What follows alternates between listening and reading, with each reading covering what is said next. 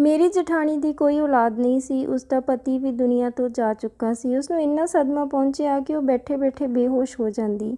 ਪਰ ਮੇਰਾ ਪਤੀ ਉਸਨੂੰ ਡਾਕਟਰ ਕੋਲ ਲੈ ਜਾਂਦਾ ਤਾਂ ਵਾਪਸੀ 'ਤੇ ਉਹ ਬਹੁਤ ਖੁਸ਼ ਹੁੰਦੀ। ਇੱਕ ਦਿਨ ਜਠਾਣੀ ਬੇਹੋਸ਼ ਹੋਈ ਤਾਂ ਮੈਂ ਕਿਹਾ ਕਿ ਮੈਂ ਵੀ ਨਾਲ ਚੱਲਦੀ ਹਾਂ। ਇਹ ਸੁਣ ਕੇ ਜਠਾਣੀ ਨੂੰ ਹੋਸ਼ ਆ ਗਿਆ। ਫਿਰ ਇੱਕ ਦਿਨ ਉਹਨਾਂ ਦਾ ਪਿੱਛਾ ਕੀਤਾ ਤਾਂ ਉਹ ਦੋਨੋਂ ਡਾਕਟਰ ਕੋਲ ਜਾਣ ਦੀ ਬਜਾਏ ਇੱਕ ਘਰ ਵਿੱਚ ਗਏ। ਮੈਂ ਦੇਖਿਆ ਤਾਂ ਉਹ ਦੋਨੋਂ ਅੱਜ ਫਿਰ ਮੇਰੀ ਜਠਾਣੀ ਬੇਹੋਸ਼ ਹੋ ਗਈ। ਮੇਰੇ ਪਤੀ ਨੇ ਉਸਨੂੰ ਗੋਦ ਵਿੱਚ ਉਠਾ ਕੇ ਗੱਡੀ ਵਿੱਚ ਬਿਠਾਇਆ। ਸਦਮਾ ਹੀ ਕੁਝ ਅਜਿਹਾ ਸੀ, ਮੇਰੇ ਜੇਠ ਦੀ ਕੁਝ ਦਿਨ ਪਹਿਲਾਂ ਹੀ ਮੌਤ ਹੋਈ ਸੀ। ਮੇਰੇ ਜਠਾਣੀ ਨੂੰ ਵਾਰ-ਵਾਰ ਦੌਰੇ ਪੈਣ ਲੱਗੇ। ਮੇਰੇ ਜੇਠ ਜਠਾਣੀ ਵਿੱਚ ਬਹੁਤ ਪਿਆਰ ਸੀ। ਮੈਂ ਉਹਨਾਂ ਨੂੰ ਕਦੇ ਲੜਦੇ ਝਗੜਦੇ ਨਹੀਂ ਦੇਖਿਆ ਸੀ। ਜੇਠ ਦੀ ਹਾਰਟ ਅਟੈਕ ਨਾਲ ਅਚਾਨਕ ਮੌਤ ਹੋਈ ਸੀ। 4 ਦਿਨਾਂ ਤੋਂ ਮੇਰੀ ਜਠਾਣੀ ਕੁਝ ਵੀ ਨਹੀਂ ਖਾ ਰਹੀ ਸੀ। ਮੈਂ ਉਸਨੂੰ ਕੁਝ ਖਵਾਉਣ ਦੀ ਕੋਸ਼ਿਸ਼ ਕਰਦੀ ਤਾਂ ਉਹ ਸਾਫ਼ ਮਨਾ ਕਰ ਦਿੰਦੀ। ਪਰ ਅਜੀਬ ਗੱਲ ਸੀ, ਜਦੋਂ ਮੇਰੇ ਪਤੀ ਨੇ ਉਸਨੂੰ ਖਾਣਾ ਖਵਾਇਆ ਤਾਂ ਉਹ ਖਾਣ ਲੱਗੀ।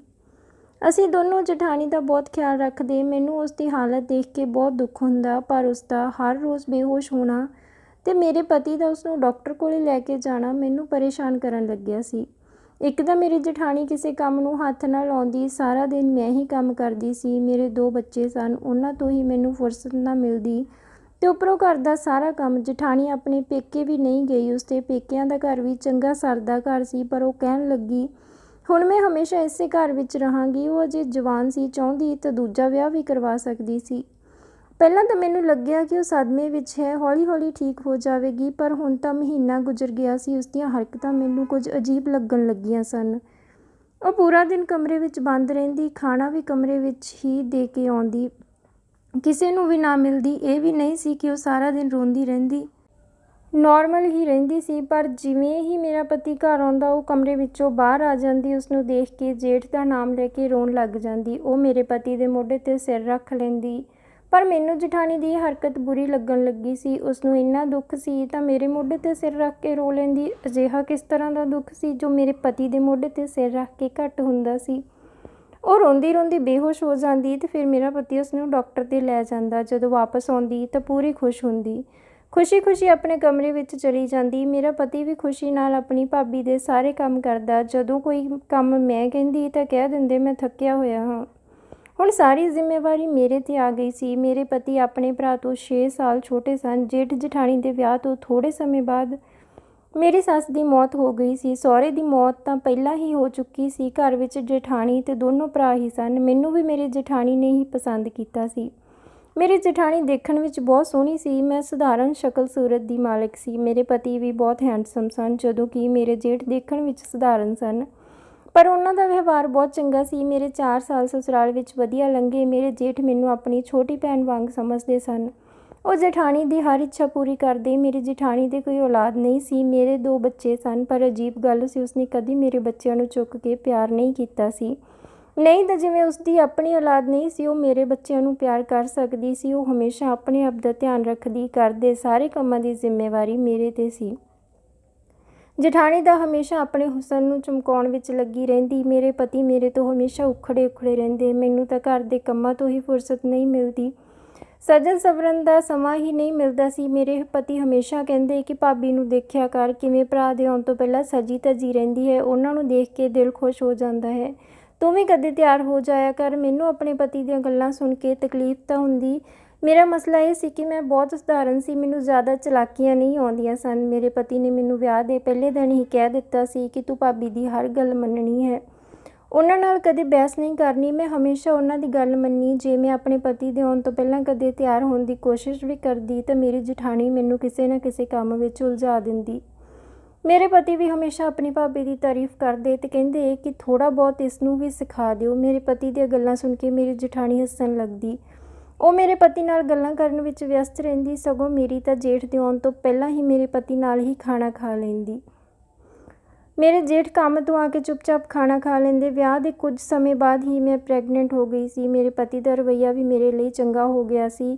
ਜਦੋਂ ਮੇਰਾ ਪਹਿਲਾ ਬੇਟਾ ਹੋਇਆ ਤਾਂ ਸਾਡੇ ਨਾਲ ਮੇਰਾ ਜੇਠ ਵੀ ਬਹੁਤ ਖੁਸ਼ ਹੋਇਆ। ਉਹ ਕੰਮ ਤੋਂ ਆ ਕੇ ਉਸ ਨਾਲ ਬਹੁਤ ਖੇਡਦਾ, ਪਰ ਮੇਰੀ ਜਠਾਣੀ ਕਦੇ ਵੀ ਮੇਰੇ ਬੱਚੇ ਨੂੰ ਨਾ ਚੁੱਕਦੀ। ਮੈਂ ਜਦੋਂ ਦੂਜੀ ਵਾਰ ਪ੍ਰੈਗਨੈਂਟ ਹੋਈ ਤਾਂ ਮੇਰਾ ਪਹਿਲਾ ਬੇਟਾ ਵੀ ਬਹੁਤ ਛੋਟਾ ਸੀ, ਪਰ ਫਿਰ ਵੀ ਘਰ ਦੇ ਸਾਰੇ ਕੰਮ ਮੈਂ ਹੀ ਕਰਦੀ। ਮੇਰੀ ਜਠਾਣੀ ਕੋਈ ਮੇਰੀ ਮਦਦ ਨਾ ਕਰਦੀ। ਮੈਂ ਆਪਣੇ ਪਤੀ ਨੂੰ ਇਸ ਬਾਰੇ ਕਿਹਾ ਵੀ, ਪਰ ਉਹ ਤਾਂ ਆਪਣੀ ਭਾਬੀ ਖਿਲਾਫ ਕੁਝ ਸੁਣਨ ਨੂੰ ਤਿਆਰ ਹੀ ਨਹੀਂ ਸਨ। 2 ਬੱਚੇ ਤੇ ਘਰ ਦੇ ਕੰਮਾਂ ਕਰਕੇ ਮੈਂ ਆਪਣੇ ਪਤੀ ਨੂੰ ਸਮਾਂ ਹੀ ਨਾ ਦੇ ਪਾਉਂਦੀ। ਮੇਰੇ ਪਤੀ ਨੇ ਵੀ ਮੈਨੂੰ ਸ਼ਿਕਾਇਤ ਕਰਨੀ ਛੱਡ ਦਿੱਤੀ। ਮੈਨੂੰ ਲੱਗਿਆ ਕਿ ਉਹਨਾਂ ਨੂੰ ਮੇਰੀਆਂ ਜ਼ਿੰਮੇਵਾਰੀਆਂ ਦਾ ਅਹਿਸਾਸ ਹੈ, ਪਰ ਹਕੀਕਤ ਤਾਂ ਕੁਝ ਹੋਰ ਹੀ ਸੀ। ਕੁਝ ਮਹੀਨੇ ਪਹਿਲਾਂ ਦੀ ਗੱਲ ਹੈ। ਮੇਰਾ ਜੇਠ ਚੁੱਪਚਾਪ ਰਹਿਣ ਲੱਗਿਆ ਸੀ, ਹਮੇਸ਼ਾ ਕਿਸੇ ਗਹਿਰੀ ਸੋਚ ਵਿੱਚ ਡੁੱਬੇ ਰਹਿੰਦੇ। ਮੇਰੀ ਜੇਠਾਣੀ ਤਾਂ ਆਪਣੇ ਵਿੱਚ ਹੀ ਮਸਤ ਰਹਿੰਦੀ, ਉਸਨੂੰ ਆਪਣੇ ਪਤੀ ਦੀ ਕੋਈ ਪਰਵਾਹ ਨਹੀਂ ਸੀ। ਮੈਂ ਜੇਠ ਬਾਰੇ ਆਪਣੇ ਪਤੀ ਨਾਲ ਵੀ ਗੱਲ ਕੀਤੀ, ਪਰ ਉਹ ਕਹਿਣ ਲੱਗੇ ਕੰਮ ਦੀ ਟੈਨਸ਼ਨ ਹੋਵੇਗੀ, ਆਪੇ ਠੀਕ ਹੋ ਜਾਣਗੇ। ਪਰ ਉਹ ਠੀਕ ਹੋਣ ਦੀ ਬਜਾਏ ਆਪਣੇ ਗਮ ਦਿਲ ਵਿੱਚ ਛੁਪਾਏ ਦੁਨੀਆ ਤੋਂ ਚੱਲ ਵਸੇ। ਹੁਣ ਮੇਰੀ ਜੇਠਾਣੀ ਨੇ ਨਵਾਂ ਤਮਾਸ਼ਾ ਸ਼ੁਰੂ ਕੀਤਾ ਹੋਇਆ ਸੀ। ਜਦੋਂ ਹੀ ਮੇਰੇ ਪਤੀ ਕੰਮ ਤੋਂ ਆਉਂਦੇ, ਉਹ ਕਮਰੇ ਵਿੱਚੋਂ ਨਿਕਲ ਕੇ ਰੋਣ ਲੱਗਦੀ। ਉਸ ਦਿਨ ਤਾਂ ਮੈਂ ਹੈਰਾਨ ਹੋ ਗਈ ਜਦੋਂ ਮੇਰੀ ਜੇਠਾਣੀ ਪੂਰੀ ਤਰ੍ਹਾਂ ਸੱਜ ਸੰਵਰ ਕੇ ਕਮਰੇ ਵਿੱਚੋਂ ਬਾਹਰ ਆਈ ਤੇ ਫਿਰ ਰੋਣ ਲੱਗੀ। ਕਹਿਣ ਲੱਗੀ, ਮੈਂ ਮੇਰੇ ਪਤੀ ਨੂੰ ਇਸ ਤਰ੍ਹਾਂ ਹੀ ਚੰਗੀ ਲੱਗਦੀ ਸੀ। ਮੇਰਾ ਪਤੀ ਵੀ ਕਹਿਣ ਲੱਗਿਆ, ਤੁਸੀਂ ਇਸ ਤਰ੍ਹਾਂ ਹੀ ਤਿਆਰ ਹੋ ਕੇ ਰਿਹਾ ਕਰੋ। ਹੁਣ ਤਾਂ ਉਹ ਰੋਜ਼ ਤਿਆਰ ਹੋਣ ਲੱਗੀ ਸੀ, ਘੰਟਿਆਂ ਤੱਕ ਮੇਰੇ ਪਤੀ ਨਾਲ ਗੱਲਾਂ ਕਰਦੀ ਰਹਿੰਦੀ। ਮੈਥੋਂ ਹੁਣ ਇਹ ਸਭ ਦੇਖਿਆ ਨਹੀਂ ਜਾ ਰਿਹਾ ਸੀ। ਉਹ ਆਏ ਦਿਨ ਬੇਹੋਸ਼ ਹੋਈ ਰਹਿੰਦੀ ਤੇ ਆਉਂਦੇ ਸਮੇਂ ਸ਼ਾਪਿੰਗ ਕਰਕੇ ਆਉਂਦੀ। ਮੇਰੇ ਪਤੀ ਕਹਿੰਦੇ ਹੈ ਕਿ ਭਾਬੀ ਦਾ ਦਿਲ ਬਹਿਲਾਉਣ ਲਈ ਉਹਨਾਂ ਨੂੰ ਸ਼ਾਪਿੰਗ ਕਰਵਾ ਦਿੱਤੀ। ਇੱਕ ਵਾਰ ਤਾਂ ਜੋ ਮੈਂ ਦੇਖਿਆ ਮੇਰੇ ਹੋਸ਼ ਉਡਾਉਣ ਲਈ ਕਾਫੀ ਸੀ। ਜਦੋਂ ਰਾਤ ਨੂੰ ਮੈਂ ਬੱਚੇ ਦੇ ਰੋਣ ਕਰਕੇ ਉੱਠੀ ਤਾਂ ਦੇਖਿਆ ਕਿ ਮੇਰੇ ਪਤੀ ਕਮਰੇ ਵਿੱਚ ਨਹੀਂ ਸਨ। ਮੈਂ ਕਮਰੇ ਵਿੱਚੋਂ ਬਾਹਰ ਆ ਕੇ ਦੇਖਿਆ ਤਾਂ ਜਠਾਣੀ ਦੇ ਕਮਰੇ ਵਿੱਚੋਂ ਹੱਸਣ ਦੀਆਂ ਆਵਾਜ਼ਾਂ ਆ ਰਹੀਆਂ ਸਨ। ਮੈਂ ਹੌਲੀ-ਹੌਲੀ ਜਾ ਕੇ ਖਿੜਕੀ ਵਿੱਚ ਦੀ ਦੇਖਿਆ ਤਾਂ ਮੇਰੇ ਪੈਰਾਂ ਥੱਲੇ ਜ਼ਮੀਨ ਖਿਸਕ ਗਈ। ਮੈਂ ਵਾਪਸ ਕਮਰੇ ਵਿੱਚ ਆ ਕੇ ਰੋਣ ਲੱਗੀ। ਕੁਝ ਦੇਰ ਬਾਅਦ ਮੇਰੇ ਪਤੀ ਮੁਸਕਰਾਉਂਦੇ ਹੋਏ ਕਮਰੇ ਵਿੱਚ ਆਏ। ਮੈਨੂੰ ਦੇਖ ਕੇ ਕਹਿਣ ਲੱਗੇ, ਤੂੰ ਸੁੱਤੀ ਨਹੀਂ ਹਜੇ ਤੱਕ? ਮੈਂ ਕਿਹਾ, ਤੁਸੀਂ ਕਿੱਥੇ ਸੀ? ਤਾਂ ਉਹ ਕਹਿਣ ਲੱਗੇ ਕਿ ਮੈਂ ਪਾਣੀ ਪੀਣ ਲਈ ਗਿਆ ਸੀ। ਭਾਬੀ ਦੇ ਕਮਰੇ ਵਿੱਚੋਂ ਰੋਣ ਦੀ ਆਵਾਜ਼ ਆ ਰਹੀ ਸੀ, ਇਸ ਲਈ ਤਸੱਲੀ ਦੇਣ ਲਈ ਉਹਨਾਂ ਕੋਲ ਚਲਿਆ ਗਿਆ। ਮੈਂ ਕਿਹਾ, ਅੱਛਾ, ਇੱਥੇ ਤਸੱਲੀ ਗਲੇ ਲੱਗ ਕੇ ਦਿੱਤੀ ਜਾਂਦੀ ਹੈ। ਮੇਰੀ ਗੱਲ ਸੁਣ ਕੇ ਉਹ ਕਹਿਣ ਲੱਗੇ, ਅੱਛਾ, ਤਾਂ ਤੂੰ ਮੈਨੂੰ ਛੁਪ ਕੇ ਦੇਖਦੀ ਸੀ? ਕੀ ਸਮਝਦੀ ਹੈ ਮੈਨੂੰ? ਉਹ ਮੇਰੀ ਭਾਬੀ ਹੈ, ਮੇਰੇ ਭਰਾ ਦੀ ਪਤਨੀ। ਮੈਂ ਉਸਨੂੰ ਛੋਟੇ ਭਰਾ ਦੇ ਤੌਰ 'ਤੇ ਤਸੱਲੀ ਦੇਣ ਗਿਆ ਸੀ। ਪਰ ਜੇ ਤੂੰ ਇਸ ਤਰ੍ਹਾਂ ਮੇਰੇ 'ਤੇ ਸ਼ੱਕ ਕਰਦੀ ਰਹੀ ਤਾਂ ਮੈਂ ਜ਼ਰੂਰ ਉਹਨਾਂ ਨਾਲ ਵਿਆਹ ਕਰਵਾ ਲਵਾਂਗਾ। ਇਹ ਗੱਲ ਸੁਣ ਕੇ ਮੇਰੇ ਤਾਂ ਹੋਸ਼ ਹੀ ਉੱਡ ਗਏ, ਕਿਉਂਕਿ ਮੇਰੇ ਮਾਂ-ਪਿਓ ਤਾਂ ਪਹਿਲਾਂ ਹੀ ਗਰੀਬ ਸਨ। ਮੇਰੀਆਂ ਭੈਣਾਂ ਵੀ ਵਿਆਹੁਣ ਵਾਲੀਆਂ ਸਨ। ਅਜਿਹੇ 'ਚ ਜੇ ਮੈਂ ਵੀ ਬੱਚੇ ਲੈ ਕੇ ਪੇਕੇ ਨਹੀਂ ਜਾ ਸਕਦੀ ਸੀ, ਇਸ ਲਈ ਮੈਂ ਚੁੱਪ ਸਾਧ ਲਈ। ਮੇਰੀ ਜਠਾਣੀ ਤਾਂ ਹੁਣ ਮੇਰੇ ਪਤੀ ਨਾਲ ਬਾਹਰ ਖਾਣਾ ਖਾਣ ਵੀ ਚਲੀ ਜਾਂਦੀ ਸੀ। ਹੁਣ ਉਹ ਮੇਰੇ 'ਤੇ ਵੀ ਹੁਕਮ ਚਲਾਉਣ ਲੱਗੀ ਸੀ। ਪਰ ਮੈਂ ਕਦੋਂ ਤੱਕ ਚੁੱਪ ਬੈਠਦੀ? ਇੱਕ ਦਿਨ ਮੈਂ ਉਸਨੂੰ ਕਹਿ ਹੀ ਦਿੱਤਾ ਕਿ ਤੇਰੇ ਅੰਦਰ ਸ਼ਰਾਫਤ ਨਾਮ ਦੀ ਕੋਈ ਚੀਜ਼ ਹੈ ਵੀ ਕਿ ਨਹੀਂ? ਮੇਰੇ ਪਤੀ ਦੇ ਨਾਲ ਹੁੰਦੇ ਹੋਏ ਤੈਨੂੰ ਸ਼ਰਮ ਨਹੀਂ ਆਉਂਦੀ? ਰੋ ਧੋ ਕੇ ਉਸਨੂੰ ਆਪਣੇ ਕਮਰੇ ਵਿੱਚ ਬੁਲਾ ਲੈਂਦੀ ਹੈ। ਮੈਂ ਉਸ ਦਿਨ ਤੈਨੂੰ ਮੇਰੇ ਪਤੀ ਦੇ ਗਲੇ ਲੱਗ ਕੇ ਹੱਸਦੇ ਹੋਏ ਦੇਖਿਆ ਸੀ। ਮੈਂ ਇੱਕ ਪਤਨੀ ਹੋਣ ਦੇ ਨਾਤੇ ਬਰਦਾਸ਼ਤ ਨਹੀਂ ਕਰ ਸਕਦੀ। ਮੇਰੀ ਗੱਲ ਸੁਣ ਕੇ ਉਹ ਠਹਾਕੇ ਲਾ ਕੇ ਹੱਸਣ ਲੱਗੀ। ਕਹਿਣ ਲੱਗੀ ਕਿ ਪਹਿਲਾਂ ਆਪਣੀ ਸ਼ਕਲ ਜਾ ਕੇ ਸ਼ੀਸ਼ੇ ਵਿੱਚ ਦੇਖ ਤੇ ਫਿਰ ਆਪਣੇ ਪਤੀ ਨੂੰ ਦੇਖ। ਤੂੰ ਉਸਦੇ ਨਾਲ ਕਿੱਥੇ ਜੱਚਦੀ ਹੈ? ਤੂੰ ਉਸਦੀ ਪਤਨੀ ਘੱਟ, ਨੌਕਰਾਨੀ ਜ਼ਿਆਦਾ ਲੱਗਦੀ ਹੈ। ਮੈਨੂੰ ਜਠਾਣੀ ਦੀ ਗੱਲ ਸੁਣ ਕੇ ਅਫਸੋਸ ਹੋਇਆ। ਮੈਂ ਕਿਹਾ, ਤੂੰ ਹੀ ਮੈਨੂੰ ਉਹਨਾਂ ਲਈ ਪਸੰਦ ਕੀਤਾ ਸੀ? ਤਾਂ ਉਹ ਕਹਿਣ ਲੱਗੀ, ਜਾਣ ਬੁੱਝ ਕੇ, ਤਾਂ ਕਿ ਉਹ ਤੈਨੂੰ ਦੇਖਣ ਦੀ ਬਜਾਏ ਹਮੇਸ਼ਾ ਮੈਨੂੰ ਹੀ ਦੇਖੇ, ਮੇਰੀ ਤਾਰੀਫ ਕਰੇ, ਕਿਉਂਕਿ ਮੇਰੇ ਨਾਲ ਵੀ ਅਜਿਹਾ ਹੀ ਹੋਇਆ ਸੀ। ਮੇਰੇ ਪਿਤਾ ਨੇ ਵੀ ਮੇਰੇ ਪਤੀ ਦੀ ਸ਼ਰਾਫਤ ਹੀ ਦੇਖੀ ਸੀ, ਨਾ ਕਿ ਸ਼ਕਲ ਸੂਰਤ। ਜਦੋਂ ਕਿ ਮੈਂ ਤਾਂ ਇੰਨੀ ਸੋਹਣੀ ਸੀ। ਵਿਆਹ ਤੋਂ ਬਾਅਦ ਜਦੋਂ ਮੈਂ ਪਹਿਲੀ ਵਾਰ ਆਪਣੇ ਦਿਓਰ ਨੂੰ ਦੇਖਿਆ ਤਾਂ ਉਹ ਬਿਲਕੁਲ ਆਪਣੇ ਭਰਾ ਤੋਂ ਅਲੱਗ ਦਿਸਦਾ। ਉਹ ਮੈਨੂੰ ਪਹਿਲੀ ਨਜ਼ਰ ਵਿੱਚ ਹੀ ਪਸੰਦ ਆ ਗਿਆ ਸੀ। ਮੈਂ ਹਰ ਰੋਜ਼ ਆਪਣੇ ਦਿਓਰ ਮਤਲਬ ਕਿ ਤੇਰੇ ਪਤੀ ਪ੍ਰਦੀਪ ਲਈ ਹੀ ਸਜਦੀ ਸਵਰਦੀ, ਨਾ ਕਿ ਆਪਣੇ ਪਤੀ ਲਈ। ਮੈਂ ਹਮੇਸ਼ਾ ਪ੍ਰਦੀਪ ਬਾਰੇ ਹੀ ਸੋਚਦੀ ਰਹਿੰਦੀ, ਪਰ ਉਹ ਤਾਂ ਮੈਨੂੰ ਆਪਣੀ ਭਾਬੀ ਸਮਝਦਾ ਤੇ ਮੇਰੀ ਇੱਜ਼ਤ ਕਰਦਾ। ਮੈਨੂੰ ਇੱਕ ਹੀ ਤਕਲੀਫ ਸੀ, ਪ੍ਰਦੀਪ ਤਾਂ ਮੈਥੋਂ ਦੂਰ ਦੂਰ ਰਹਿੰਦਾ, ਮੈਨੂੰ ਦੇਖਦਾ ਹੀ ਨਹੀਂ ਸੀ। ਮੈਨੂੰ ਤਾਂ ਨਾ ਆਪਣੇ ਪਤੀ ਦੀ ਪਰਵਾਹ ਸੀ ਤੇ ਨਾ ਹੀ ਬਿਮਾਰ ਸੱਸ ਦੀ। ਮੇਰੇ ਪਤੀ ਨੂੰ ਬੱਚੇ ਚਾਹੀਦੇ ਸਨ, ਪਰ ਮੈਂ ਆਪਣਾ ਸਰੀਰ ਖਰਾਬ ਨਹੀਂ ਕਰਨਾ ਚਾਹੁੰਦੀ ਸੀ, ਇਸ ਲਈ ਮੈਂ ਬੱਚਾ ਨਹੀਂ ਲਿਆ।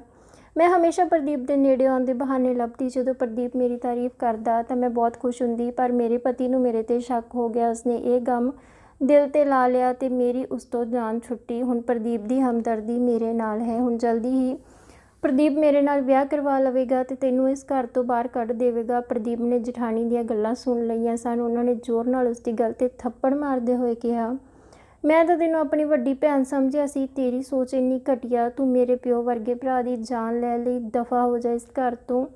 ਮੇਰੇ ਜਠਾਣੀ ਦਾ ਸੱਚ ਸਾਹਮਣੇ ਆ ਗਿਆ ਸੀ ਤੇ ਹੁਣ ਸਾਡੀ ਜ਼ਿੰਦਗੀ ਵਿੱਚੋਂ ਜਾ ਚੁੱਕੀ ਸੀ।